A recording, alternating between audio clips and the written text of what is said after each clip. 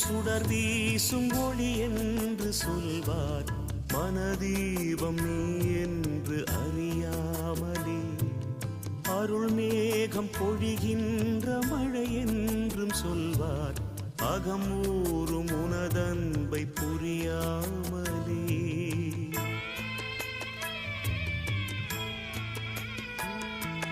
வெளியெங்கும் சுடர் வீசும் ஒளி என்று சொல்வார்.